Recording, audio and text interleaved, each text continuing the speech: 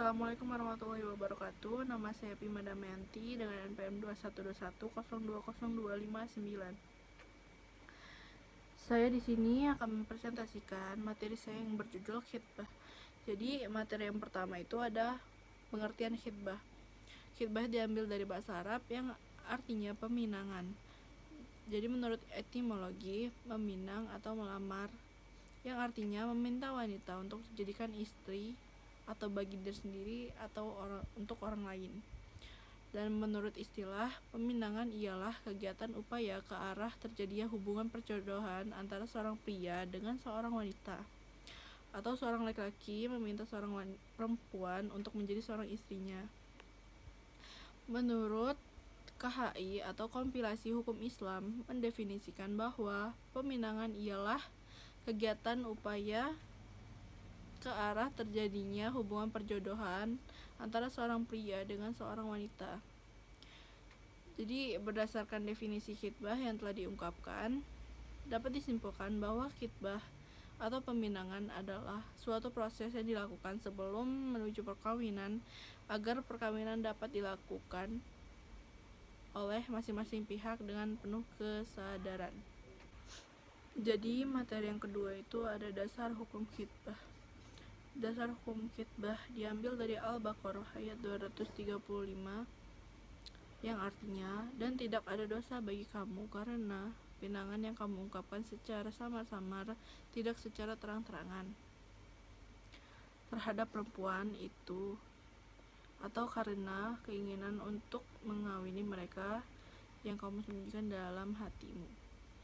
Dan ada pula perbedaan antara tunangan dengan khitbah, yakni tunangan membolehkan khalwat atau berduaan, sedangkan khitbah belum menghalalkan seseorang untuk berduaan hingga terjadinya akad nikah yang sah. Lalu materi yang ketiga itu adalah syarat-syarat khitbah. Dan syarat-syarat khitbah itu ada dua. Yang pertama itu syarat mustahsinah. Nah, syarat ini adalah anjuran untuk laki-laki yang hendak meminang agar meneliti wanita yang akan dipinangnya. Sebelum melangsungkan peminangan, syarat-syarat mustahsinah itu ada 4. Yang pertama, wanita yang dipinang hendaknya sekufu atau sejajar dengan laki-laki yang meminang atau sederajat. Yang kedua, meminang wanita yang memiliki sifat kasih sayang dan beranak. Yang ketiga, ada meminang wanita yang jauh hubungan kekerabatannya dengan lelaki yang meminang. Yang keempat, ada keadaan jasmani, akhlak, dan keadaan yang lainnya yang dimiliki seorang wanita yang akan dipinang, diketahui keadaannya. Lalu syarat yang kedua adalah syarat lazimah. Syarat lazimah adalah syarat yang wajib dipenuhi sebelum peminangan dilakukan. Sah tidaknya peminangan tergantung pada adanya syarat-syarat lazimah. Syarat-syarat ini ada 3, yaitu tidak dalam pinangan orang lain. Yang kedua, ada pada waktu dipinang tidak ada penghalang syar'i yang melarang dilangsungkannya pernikahan. Lalu yang ketiga, ada perempuan tidak dalam masa iddah. Lalu materi keempat ada tata cara khitbah. Tata cara khitbah itu ada 4. Yang pertama, khitbah dengan menemui orang tua. Yang kedua, melamar dengan menyampaikan langsung kepada wanita. Yang ketiga, ada melamaran dengan sindiran. Yang keempat, ada meminang dengan jarak jauh. Materi kelima yaitu hikmah khitbah.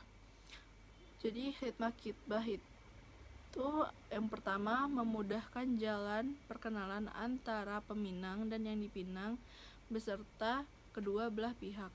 Yang kedua itu menguatkan tekad untuk melaksanakan pernikahan. Lalu yang ketiga, menumbuhkan ketentraman jiwa. Yang keempat, menjaga kesucian diri menjelang pernikahan. Yang kelima, melengkapi persiapan diri. Kedua belah pihak dituntut untuk melengkapi persiapan diri guna menuju pernikahan. Lalu materi yang keenam ialah konsekuensi pembatalan khitbah. Jadi khitbah hanyalah langkah pertama menuju perkawinan. Membatalkan khitbah tidak menimbulkan pengaruh apapun selagi terjadi akad kompilasi hukum atau KHI. Pasal 13 dijelaskan bahwa nomor 1, Peminangan belum menimbulkan akibat hukum dan para pihak bebas memutuskan hubungan peminangan. Yang kedua, kebebasan memutuskan hubungan dengan peminangan dilakukan dengan tata cara yang baik sesuai dengan tuntunan agama dengan kebiasaan setempat sehingga tetap terbina kerukunan dan saling menghargai. Baiklah, sekian dari saya. Wassalamualaikum warahmatullahi wabarakatuh.